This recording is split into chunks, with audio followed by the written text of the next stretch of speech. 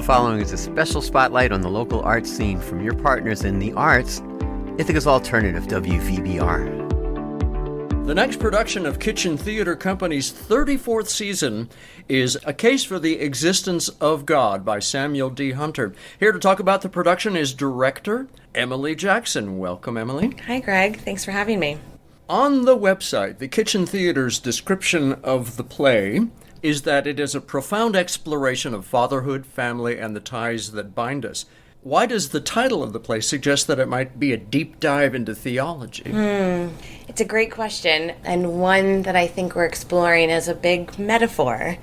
It is a metaphor, the title, and so I think it's very confusing about what this play is that they're about to see. So, in a very basic sense, the plot is that Ryan is coming to Keith. They have met at their daughter's daycare and had some conversation like, oh, I'm a mortgage broker. Oh, I need a mortgage. And so they meet at Keith's office in his cubicle to talk about a loan and how Ryan might go about achieving that loan. And it is over those conversations and work toward securing this loan that they each discover more about themselves, find connections over being fathers and parenting very small humans, and build a relationship that is really truly a friendship. And it's a beautiful thing that evolves around sort of like the bureaucracy of loans and money, but that they really find connection as being fathers. Maybe one small thing is that the title is a metaphor. The play does have quite a bit of theatricality, as real and true as it is that we are in this office cubicle for a good portion of the play. There are moments that the world expands, and we were talking a lot in early days of rehearsal about how it is so specific, so zoomed into these two men in this moment of their lives, and then all of a sudden it zooms out and the whole audience is taken on a journey that is really encompassing of the universe and human experience. And those moments of zooming in, zooming out are so fun in some ways because they are so theatrical and they make you think. It's not religious, but it is, in its own way, spiritual and mostly human. I think a search for a shared humanity, a shared connection, which I think is what Sam Hunter is trying to express as his version of God, whatever that might be. At the read-through, some folks were sitting around talking about the play, and we asked, what are the words you would use to describe this play? And some people said thought-provoking, intense, secular was definitely one of those words that came up. But I think it's so personal, the question of faith and hope. And this play really allows for everyone to bring their own version of that into the room. He writes his characters as people who don't pull their punches, but who also forgive each other for their punches. It's true. I mean, I love this play. This play is so real. It's written in a way that feels so true to life. And especially the scenes about these two dads sitting with the baby monitor thinking like, oh my gosh, I hear the baby. Should I go in? Should I not? Feels really true to my experience of life, and I know to many others. And then that openness and sort of dialogue between them can give way to really deep connection and profound heartache and profound, as you said, they don't pull each other's punches, they don't pull punches. They really can open themselves up to each other because they are connecting on a very intimate human level. That human connection also gives them the grace to say what they need to say and be forgiven for what they have said or done. Exploring like what the relationships are of two very different people sitting across the desk from each other, and each so desperately longing for the safety and security of their families and also human connection, and whether or not they get to find that in a person who is different than themselves and also so much alike. Because these two characters want more than anything to be good fathers to their daughters. This is a play that really tugs at the heartstrings, whether you're a parent or not. I imagine rehearsals have been pretty emotional. Yeah, it's really hard to be working on this play. I'm emotional just thinking about it. It's so beautiful how much they love their family. And it's so heart-wrenching when we understand the deep struggles they each have to stay in relationship with their young daughters. Keith, the mortgage broker, who is a Black, gay foster parent working to adopt his young daughter, and Ryan, who I mentioned, a single dad working to keep his daughter as part of divorce proceedings.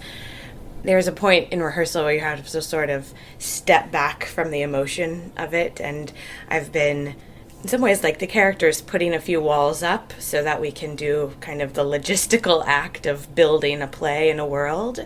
And only ever so often in rehearsal do I take a moment and say, like, okay, let's feel this all the way through and see how it comes, because it is very exhausting work to do that. When I read the play, certainly I don't make it through without weeping. When I see it in its entirety, I know I will have that same feeling. And yet the play is so hopeful, which is, I think, the other reason I chose to do it. There are some surprises that happen toward the end of the play that are kind of theatrical and beautiful, but they open an opportunity for these two men to come together.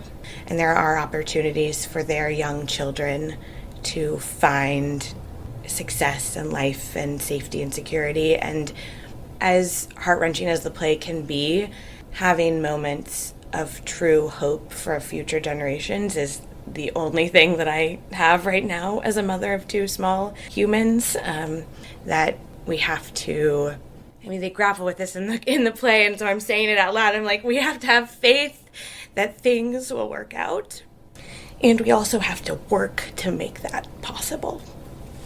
We have two wonderful actors playing these parts. I mean, doing a two-person play in any regard is always a challenge. Doing a two-person play where they sit for most of the play, I don't think that's giving away too much, but they are in this office cubicle and other places where they might be sitting through most of the play.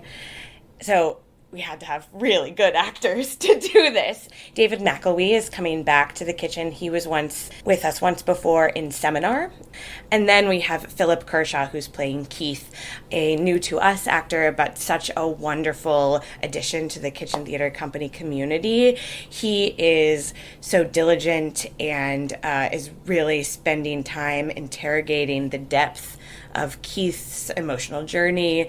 It's nice that the two of them can come together really as new collaborators and find sort of the honesty of that sort of newness of their relationship between Keith and Ryan, and also the sometimes lightness of getting to know someone, which happens in this play, even though it is, as we've said, a tearjerker. There are moments of lightness, and David and Philip are each finding that with themselves and together, which is really, it gives a little pressure off of rehearsal every once in a while, which is good, needed, and happens in the play too. We have a little moment where we can like laugh and smile and then kind of dig back into the work.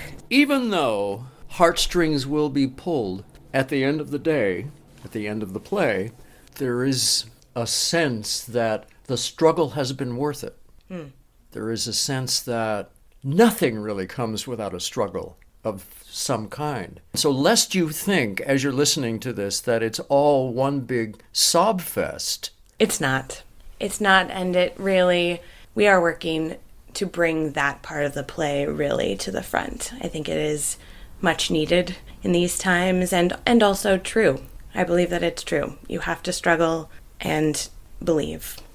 We'll be doing music in the lobby before the shows both weekends, Friday and Saturday, both weekends, which is exciting. There will be some pre-show talks happening across the run, and of course, meet the artist after the second Friday performance. The previews are Name Your Price, and we'll have talkbacks after those first couple of shows, which is a great opportunity. I think this play will certainly have many important conversations to talk about. A Case for the Existence of God at Kitchen Theater Company begins previews on Wednesday, November 13th and Thursday, November 14th, with Name Your Price tickets for previews available in person at the box office. The play opens Friday, November 15th and runs Wednesdays through Sundays until November 24th. Evening curtain time is 7 o'clock. Matinee curtain is 2 o'clock. Play runs about 90 minutes without intermission. Masks are optional, but welcome in the theater. Tickets are available at kitchentheater.org or by calling 607-272-0570. Emily Jackson, thanks for coming in to talk about Kitchen Theater Company's production of A Case for the Existence of God. Thanks so much.